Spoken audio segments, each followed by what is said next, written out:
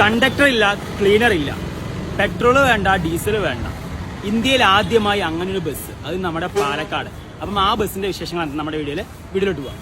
നമ്മളിപ്പോൾ ഉള്ളത് പാലക്കാട് ആലത്തൂർ ബസ് സ്റ്റാൻഡിലാണ്.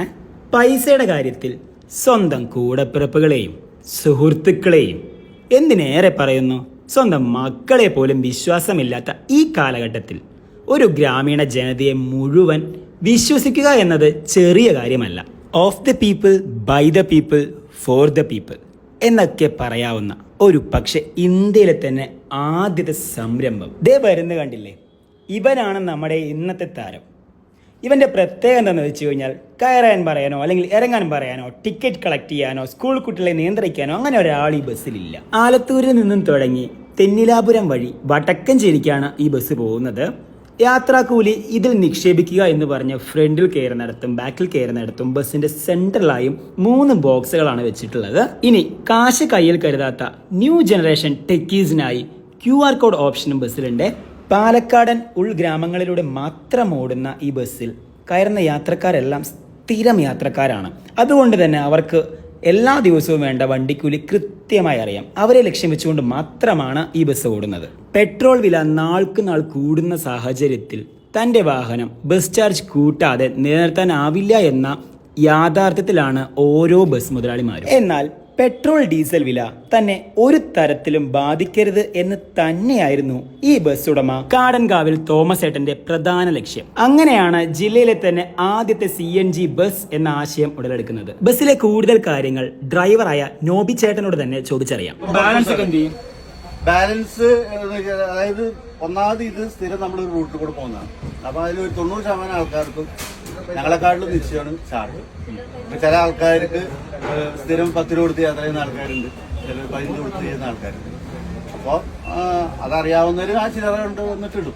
ഇപ്പൊ നമ്മുടെ കയ്യിൽ 10 രൂപയുള്ളൂ, ഇന്ന് 10 രൂപ ഇട്ടാൽ മതി. അടുത്ത ദിവസം ഇപ്പൊ അവര് വരുന്ന സമയത്ത് ഒരു 5 രൂപ കൂട്ടിയിടുക. എല്ലാം അവരിലും വിശ്വാസമാണ്. അല്ലാണ്ട് ഇപ്പൊ നമ്മള് ഇപ്പൊ നാളെയും വരുമ്പോൾ അവർ ചിലപ്പോ 10 ഇട്ടുള്ളൂ എന്ന് വരും. മൈക്ക് അനൗൺസ്മെന്റ് ഉണ്ടോ? മൈക്ക് അനൗൺസ്മെന്റ് എന്ന് പറയുമ്പോൾ നമ്മൾ നല്ലാണ്ട് റഷൊക്കെ വരുന്ന സമയത്ത് നമുക്ക് എന്തെങ്കിലും ഇപ്പം പാസഞ്ചേഴ്സിന് ഇപ്പം കൊടുക്കണം എന്നുണ്ടെങ്കിൽ അതിന് ചെയ്യാൻ വേണ്ടിയിട്ടുള്ളതാണ് ഇത്. പിന്നെ നമുക്ക് ഇതിനകത്ത് അനൗൺസ്മെന്റ് ഉണ്ട്, പിന്നെ CCTV ഉണ്ട്, നമുക്ക് 2 ക്യാഷ് ബോക്സ് കാണാം, ആൾക്കാരിടുണ്ടോ ഇല്ലയോ, പിന്നെ ഉള്ളിൽ സേഫ്റ്റി എന്നുള്ള രീതിയിൽ നമുക്ക് സെന്റർ ഫുൾ കാണാം, ഡോറ് കയറുന്നത് ഇറങ്ങുന്നത് നമുക്ക് കാണാം. അത് കണ്ടിട്ട് നമ്മൾ അടച്ചതിന് ശേഷം വണ്ടി എടുക്കുള്ളൂ. അപ്പം പിന്നെ ആ പ്രശ്നം, സേഫ്റ്റിയുടെ പ്രശ്നം ഉദിക്കുന്നില്ല. പിന്നെ ബാക്ക് കാണാം, ഫുൾ നമ്മൾ CCTV കവറിംഗ് ആണ്, അത് റെക്കോർഡിംഗും ആണ്, ഓണർക്ക് കിട്ടിക്കൊണ്ടിരിക്കുന്നത്, ലൈവാണ്. പിന്നെ ക്യാമറ 4 എണ്ണം, 3 എണ്ണം ഉള്ളിലും 1 എണ്ണം പുറത്തും. ക്ലീനറിന്റെ ആവശ്യം ക്യാമറയോടെ ഇല്ലാണ്ടായി. ആവശ്യം ക്യാമറയോടുകൂടി ഏകദേശം ഇല്ലാണ്ടായി. കാരണം അല്ല, ഒരാളുടെ ഒരു തൊഴിൽ കളയാന്നുള്ളതിലുപരി ഇപ്പോ ഇതെല്ലാം പൊതുവെ നഷ്ടത്തിലാണ്. അപ്പം 2 പേരുടെ ചെലവ് എന്ന് പറഞ്ഞു കഴിഞ്ഞാൽ എന്തായാലും ഒരു 1000 രൂപ സാലറിയും ചെലവായിട്ടുണ്ട് ഏകദേശം. അതെങ്കിലും കുറയ്ക്കുക എന്നുള്ളൊരു ഉദ്ദേശമാണ് മെയിനായിട്ട്. മലയാളി ഒരാളുടെയും ഔദാര്യം പറ്റില്ല. താൻ ചെയ്യുന്ന ഓരോ ജോലിയുടെയും കൂലി വാങ്ങുന്നതിന് തുല്യമായി താൻ വാങ്ങുന്ന ഓരോ മുതലിനും കാശ് കൃത്യമായി കൊടുത്തിരിക്കും. അതാണ് മലയാളി. ഇതുപോലെ നിഷ്കളങ്കരായ യാത്രക്കാരെ ഉദ്ദേശിച്ച് മാത്രമാണ് ഈ റൂട്ടിൽ തോമസ് ഏട്ടൻ ഇങ്ങനെ ഒരു സംരംഭം ആരംഭിച്ചത്. ഈ സിസ്റ്റത്തിലുള്ള എനിക്ക് തോന്നുന്നത് ഇന്ത്യയിൽ തന്നെ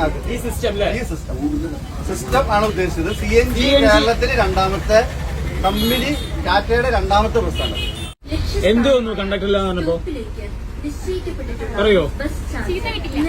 ചീത്ത കിട്ടില്ല. ഓ, അതല്ലെങ്കിൽ ചീത്ത പറയില്ലേ കണ്ടക്ടർമാരെ? ഉള്ളിക്കേറി നിൽക്കുക, സൈഡില്ലാന്നൊക്കെ പറഞ്ഞിട്ട്. അതല്ലാണ്ട് വേറെന്താ ഫീൽ ചെയ്യണേ? ആരെങ്കിലും എന്തെങ്കിലും പറയോ?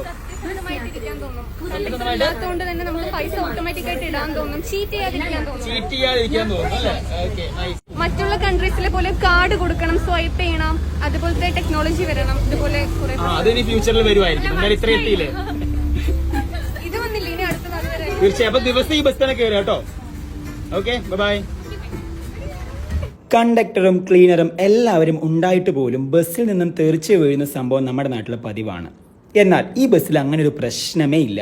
കാരണം എല്ലാവരും കയറിയെന്ന് ഉറപ്പുവരുത്തി ബസ് ഡ്രൈവറാണ് ഡോർ ക്ലോസ് ചെയ്യുന്നത്, അതിനുശേഷമാണ് വണ്ടി എടുക്കുന്നത്. അപ്പോൾ അതുകൊണ്ട് തന്നെ 100% ഉറപ്പാണ് യാത്രക്കാർ പൂർണ്ണ സുരക്ഷിതരാണ്. നമ്മൾ സാധാരണക്കാരായ ജനങ്ങളെ മാത്രം വിശ്വസിച്ചുകൊണ്ട് തുടങ്ങുന്ന ഇതുപോലുള്ള സംരംഭങ്ങൾ സംരക്ഷിക്കുക എന്നുള്ളത് നമ്മളുടെ മാത്രം ഉത്തരവാദിത്തമാണ്.